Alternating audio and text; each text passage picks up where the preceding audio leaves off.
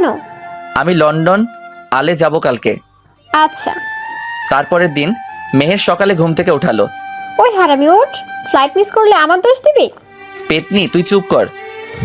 ওই উর্মি, আমার সাথে পরে রে। আমাকে প্রায় তোর কথা বলে। কখনো বলবি না তুই আমি কোথায় আছি।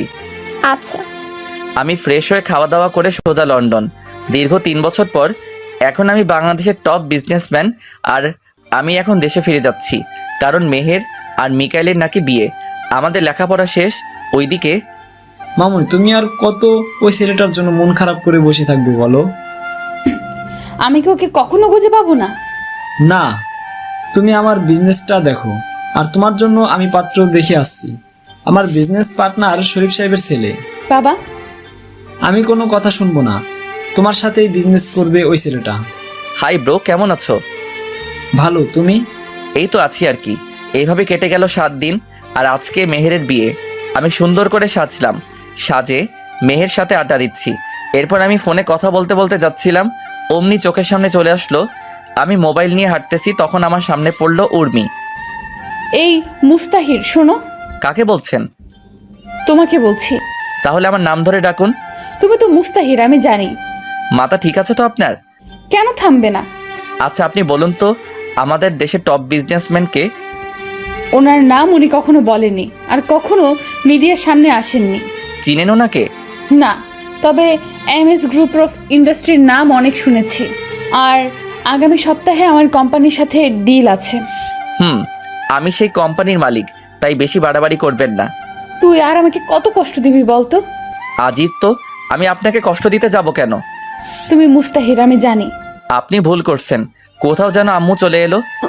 এই মুস্তাহির, তুই এখানে আর তোর আঙ্কেল তোকে সেই কখন থেকে খুঁজতেছে। কে মুস্তাহির? আম্মুকে ইশারা দিলাম, কিন্তু আম্মু তো বুঝলো না। আরে ধুর, চল তো। আর এটা কে? আম্মু, আমি আপনার বৌমা। কি রে বাবা, মাইয়া বলে কি? তুমি যার তার কথা শুনো কেন, বলবা আমাকে একটু? চিনি না জানি না হুদাই, চলো এখান থেকে। তারপর আমি আম্মুকে নিয়ে চলে আসলাম আঙ্কেলের ঘরে। আব্বু আমাকে ডাকছিলা? আসলে আমার সব বিজনেস পার্টনারগুলো তোকে দেখতে চাই। পরিচয় করিয়ে দিবা? পাত্রপক্ষে আসছে অনেক লেট হয়ে, তাই আমি ভাবছিলাম তোকে নিয়ে একটা এঙ্গেজমেন্ট করে পরিচিত করিয়ে দেই। তোমার যা মনে হয় করো। তুমি যাও, গিয়ে রেডি হও। আচ্ছা। আমি চলে আসলাম আমার রুমে। এসে আমি খারাপ চেঞ্জ করব, তখন হুট করে উর্মি চলে এলো। আপনি আবার এখানে কি করতে আসছেন? বারে, আমার হবু বরের রুমে আসবো না? কে আপনার হবু বর? কেন, তুমি? আপনি এখন বের হবেন, আমি চেঞ্জ করব। তো করো, সমস্যা কোথায়? আপনার সামনে করব নাকি? সমস্যা কই? অনেক সমস্যা। আপনি বের হন, ঝামেলা শেষ। যাব না আমি। বলেই আমাকে জড়িয়ে ধরলো। তুমি কেন বুঝো না? আমি তোমাকে ছাড়া থাকতে পারবো না। জানো তোমাকে কত খুঁজছি। আমাকে ছাড়ুন বলছি। না। জোর করে ছাড়িয়ে নিলাম, ঠাস করে দিলাম একটা। সমস্যা কি তোর? আমি যখন চাষা ছিলাম তখন আমার যোগ্যতা নাই, আর এখন আমি বিজনেসম্যান, তাই আমাকে নিয়ে স্বপ্ন হাজারো, তাই তো? আমি তোমাকে ভালোবাসি। কিন্তু আমি তো ভালোবাসি না। তুমিও তো আমাকে ভালোবাসতা। বাসতাম, এখন বাসি না। এবার এখান থেকে জানতো। ঠিক আছে। আমি রেডি হয়ে নিচে আসলাম, অ্যানাউন্স করে বলল, লেডিস অ্যান্ড জেন্টলম্যান, ওয়েলকাম। আজ আমি আপনাদেরকে দেখাবো সেই বিজনেসম্যানকে যে খুব অল্প বয়সে বাংলাদেশের ও বিভিন্ন দেশের টপ বিজনেসম্যান, যিনি আজ পূর্বে কাউকে ছবি দেয়নি। আজকে সেই এসএমএস গ্রুপ অফ ইন্ডাস্ট্রিজ মালিক আমাদের সামনে আসতে চলেছে, মুস্তাহির আহমেদ। তুমি চলে আসবা করে তালি দিয়া আমাকে বরণ করলো। স্টেজে উঠে কয়েকটা বক্তব্য দিয়ে শেষ করলাম। তারপর সবার সাথে পরিচিত হলাম। তারপর মেহেরের কয়েকটা বান্ধবী এলো। ওদের নাম দেয় সুমি, মিমি, লিজা, রিমি। এরা। আপনি মেহেরের কি হবেন? আমি ওর ভাই হব। তোমরা? আমরা সবাই ওর ফ্রেন্ড হব। ও, তা আপনি বড় না কেউ বড়? আমি বড়। কেন? এমনিতেই বলতেছি। ওইদিকে উর্মি শুধু দেখতেছে আর জ্বলতেছে। আমি ততই এদের সাথে বেশি করে কথা বলতেছি। এসব দেখে ওরা সহ্য হলো না, আমার কাছে চলে এলো। এই, তোরা যা এখান থেকে। কেন রে? থাকলে কি সমস্যা? মেহের আর উর্মি একই ভার্সিটিতে পড়তো, তাই এরা সবাই ফ্রেন্ড। তোরা জানিস এই ছেলে যাকে আমি কলেজ লাইফ থেকে ভালোবাসি। আর কিছু শুনবি? না, এই চল। তারপর উর্মি আমাকে বলতে লাগলো, ভাবছিলাম তোমাকে খুঁজে পেলে আমার থেকে তুমি বেশি খুশি হবা, কারণ তুমি আমার থেকে বেশি ভালোবাসতা। কিন্তু না, তুমি তো খুশি না।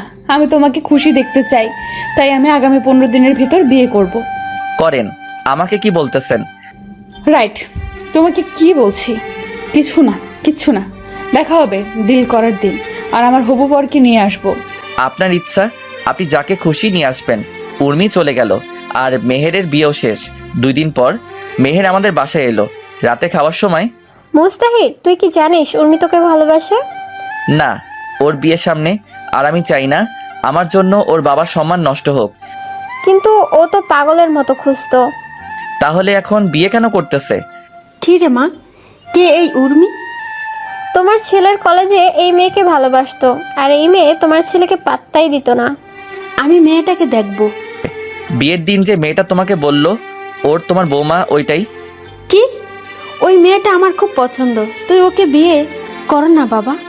না আম্মু, ওর বিয়ে ঠিক হয়ে আছে। উনি মামনি মানে আফজালের মেয়ে? হুম। তোমরা খাও তো, আজকে রাতে আর কিছু করলাম না। আমি চলে আসলাম বিছানায় আর দিলাম ঘুম। সকালবেলা ঘুম থেকে উঠে গেলাম জিম করতে, আর বাসায় এসে খাওয়া দাওয়া করে গেলাম অফিসে কাজ করে যখন বাসায় ফিরবো তখন একটা পার্কে গেলাম। দেখলাম উর্মি আর একটা ছেলে পাশাপাশি হাঁটতেছে। আমি এটা দেখে আর এক মুহূর্তের জন্য ওইখানে থামিনি, কারণ ওকে আমি অনেক ভালোবাসি। তাই তো হাজারো মেয়েকে রিজেক্ট করছি শুধু তার জন্য, আর ওকে একটু অবহেলা করলাম, তাতেই এমন হয়ে গেল। এসব ভাবছি আর কান্না করতেছি। আজকে আমার আর উর্মির কোম্পানি ডিল হবে। আমি গিয়ে দেখলাম উর্মি আর ওই ছেলেটা বসে আছে, ছেলেটা ওর হাত ধরে আছে। এটা দেখে আমার কলিজাটা মনে হয় ছিঁড়ে যাচ্ছিল, কিন্তু কাউকে কিছু বুঝতে দিলাম না। আমি আর পারছি না আজকে উর্মিকে আপন করে নিব। আমি আর সহ্য করতে পারছি না। ওকে যে আমি পাগলের মতো ভালোবাসি, এটা কি ও বুঝে না? আমি 5টা বছর ওকে দেখিনি, কলিজাটা আমার ছিঁড়ে যাচ্ছে আজকে অন্যের সাথে দেখে। এসব ভাবে আমি মিটিং শেষ করে উর্মিকে বললাম, কথা আছে। আমারও কথা আছে। তাহলে বলুন আপনারটা। এ নেন আমার বিয়ের কার্ড। দেন। কবে বিয়ে? সামনের সপ্তাহে। আপনি কি বলবেন? আপনি কি এই অফিস চালাবেন নাকি আপনার হাজবেন্ড? আপনার কি মনে হয় আমি চালাবো?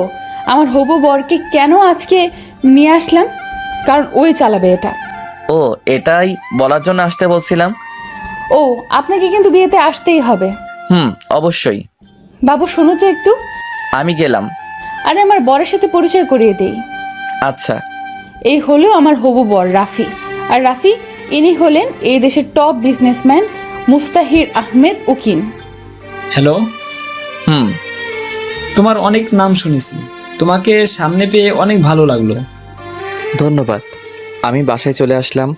বাসায় আসার পথে দোকান থেকে 4 প্যাকেট সিগারেট নিয়ে এলাম। আসার পথে